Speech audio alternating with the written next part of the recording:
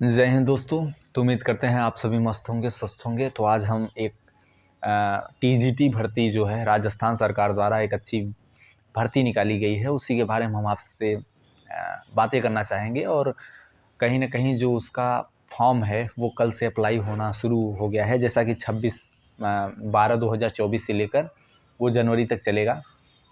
और अगर आप कहीं भी किसी भी स्टेट से हैं तो बिल्कुल निश्चिंत भरिए, कोई उसमें वो नहीं है और दिक्कत नहीं है। और होगा होगा नहीं होगा तो आपके पास एक तजुर्बा होगा, अनुभव होगा, ये सब सारी चीज़ें होंगी और आपको ज़रूर भरना चाहिए। और उसके बाद हम आपको आगे डिटेल से बताते हैं कैसे कैसे क्या चीज़ें एग्ज़ाम में पूछी जाएगी, कैसा पेपर पैटर्न होगा, कैसा सिलेबस होगा, ये सब सारी चीज़ें हम आपसे डिस्कस करते हैं।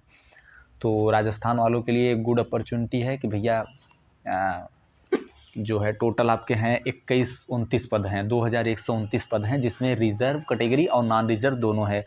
अनरिज़र्व कैटेगरी के लिए है भैया 1727 पोस्ट और रिज़र्व कैटेगरी के लिए है भैया 402 पोस्ट। मतलब 1727 अनरिज़र्व वाले हैं और 402 हैं जो कि रिज़र्व वाले हैं। एक चीज़ और जान लीजिएगा, जो अदर स्टेट से आप लोग भर रहे हो वो सब अनरिज़र्व वाले में काउंट किए जाएंगे। उन्हें कोई राज्य सरकार की तरफ से कोई बेनिफिट नहीं दिया जाएगा, ये चीज़ जान लीजिएगा। बाहर स्टेट वालों के लिए ये सब जो जितने भी बेनिफिट वेटेज ये सब दिए जाते हैं वो सब सिर्फ वहीं पर्टिकुलर स्टेट के लिए ही होते हैं। जैसे जो राजस्थान के कैंडिडेट होते हैं उन्हीं के लिए ये सब सारी सुविधाएं आपको उपलब्ध कराई जाएंगी। तो राजस्थान लोक सेवा आयोग द्वारा एक टीजीटी के लिए नोटिफिकेशन जारी किया गया है जो कि 2129 पदों पर है।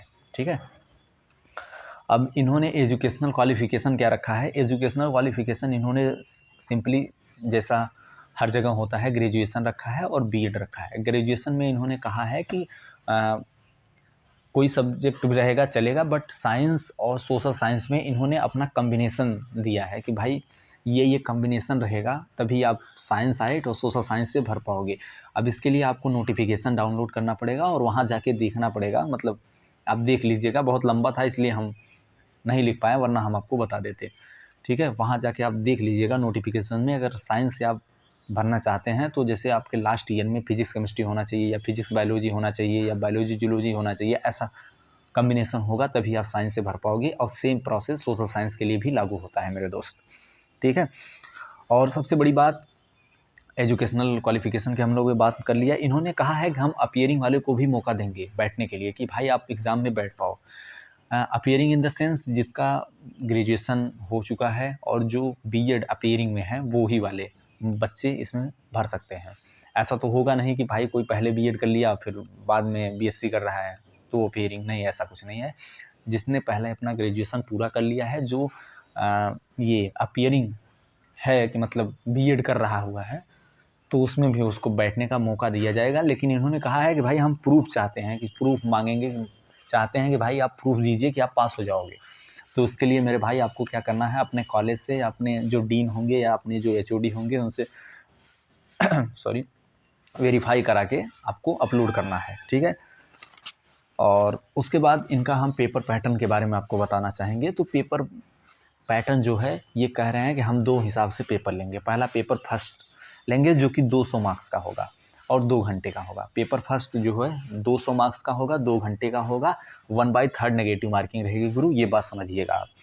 इन्होंने कहा है कि जो पेपर फर्स्ट है उसमें हम क्या क्या लेंगे, तो वो बेसिकली जो पेपर फर्स्ट है इनका वो पूरी तरह राजस्थान ओरिएंटेड है। राजस्थान ओरिएंटेड का इन द सेंस कि हम राजस्थान की ज्योग्राफी पूछेंगे, राजस्थान की हिस्ट्री पूछेंगे, राजस्थान का कल्चर पूछेंगे और जीके जीएस जो है वो राजस्थान का पूछेंगे। ठीक है। फिर इन्होंने कहा है कि भाई हम करंट अफेयर पूछेंगे राजस्थान का। फिर उसके बाद general knowledge of world and India. अब देख रहे हो, ये कह रहे हैं कि भाई हम जनरल नॉलेज भी पूछेंगे, वर्ल्ड का भी पूछेंगे और इंडिया का भी पूछेंगे और राजस्थान का तो पूछेंगे ही।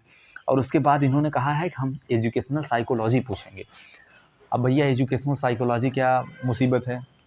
तो मेरे भाई एजुकेशनल साइकोलॉजी कुछ नहीं है, बस एजुकेशनल मतलब किस तरह आपको पढ़ाना है, किस तरह सारी चीज़ें मैनेज करना है, किस तरह बच्चों का इवैल्यूएशन करना है, किस तरह उन्हें अच्छी शिक्षा समायोजन स्थापित करवा देना है एटमॉस्फेयर से, मतलब वातावरण से। यही सब सारी चीज़ें एजुकेशनल साइकोलॉजी में आती हैं कि आपके पढ़ाने का तौर तरीका क्या है। इन सब सारी चीज़ों पर भी हम क्वेश्चन आपसे लेंगे पेपर फर्स्ट में, जो कि 200 मार्क्स का होगा, 2 घंटे का होगा, 1/3 नेगेटिव मार्किंग होगी मेरे भाई।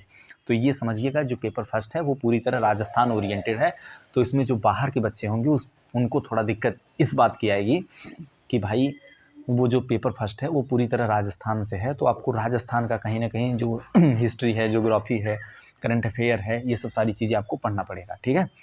अब जो पेपर सेकंड की बात कर लेते हैं। पेपर सेकंड भैया इनका 300 मार्क्स का होगा, जो दोनों पेपर मिला के पहला पेपर 200 मार्क्स, दूसरा पेपर 300 मार्क्स का होगा, और 500 की आपकी वो बनेगी फाइनल मेरिट बनेगी।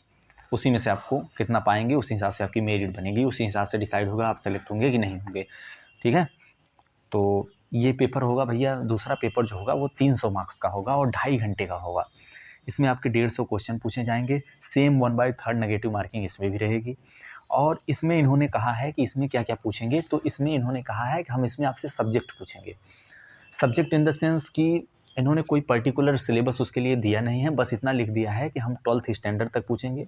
12th स्टैंडर्ड मतलब जो आपका सेकेंडरी लेवल है, मतलब 10th, और फिर सीनियर सेकेंडरी मतलब 12th और प्लस ग्रेजुएशन, ये तीनों लेवल आपके टीजीटी एग्ज़ाम में राजस्थान लोक सेवा आयोग द्वारा जो निकाला गया नोटिफिकेशन है उसमें ये लिखा गया है कि भाई हम secondary plus senior secondary plus graduation level तक का जो पेपर सेकंड है उसमें सवाल आपके पूछेंगे।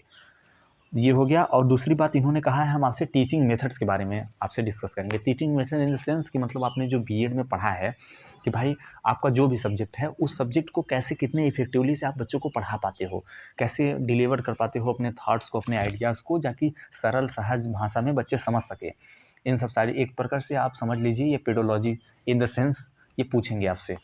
तो पहला पेपर पूरी तरह राजस्थान ओरिएंटेड रहा जो कि 200 नंबर का है, सब में 1/3 मार्किंग है। दूसरा पेपर सब्जेक्ट का है जो कि 300 नंबर का है मेरे भाई, जिसमें भी सब्जेक्ट पूछा जाएगा, subject 10th level 12th level plus graduation. ये रहा पूरा आपका मतलब राजस्थान लोक सेवा आयोग द्वारा जो टीजीटी की भर्ती निकाली गई है उसके बारे में कंप्लीट जानकारी मेरे भाई। और आप किसी भी स्टेट से हों आप उस भर्ती को ज़रूर भरिए, ज़्यादा नहीं, मतलब हमें लग रहा है 600 या ऐसे कुछ फीस है जनरल के लिए, बाकी और कैटेगरी के लिए आप देख लीजिएगा। और एक चीज़ और बताना चाहेंगे हम कि इनका जो OMR फिलिंग का तरीका है वो बहुत अलग है। वो कह रहे हैं कि भाई हमारे यहाँ 5 ऑप्शन आएंगे ABCDE, और जो E वाला ऑप्शन रहेगा वो जैसे ब्लैंक रहेगा, उसमें खाली रहेगा। अगर आप क्वेश्चन नहीं अटेम्प्ट कर रहे हो तो आप उसको रंगिएगा ई वाले को, क्योंकि जैसे होता है ना बाद में धांधली हो जाती है। जैसे आप इतना ही करके आए थे, आपका वहाँ जाने के बाद और ज़्यादा रंगा दिया जाता है, क्योंकि बोल दिया जाता है सेंटर भैया तू क्वेश्चन छोड़ दिए, हम जाके अंदर से रंग देंगे। लेकिन यहाँ इन्होंने उस चीज़ को देखते हुए बहुत सही डिसीजन लिया है, वो ये कि हम 5 ऑप्शन देंगे। जो ई वाला रहेगा वो ये डिनोट करेगा कि आपको क्वेश्चन छोड़ देना है, लेकिन छोड़ देना है question in the sense OMR आपको रंग देना है, क्योंकि तब डबल OMR डबल गोला भराएगा नहीं, और उसके बाद ये कहीं ना कहीं जो फ्रॉड है वो रुक सकता है।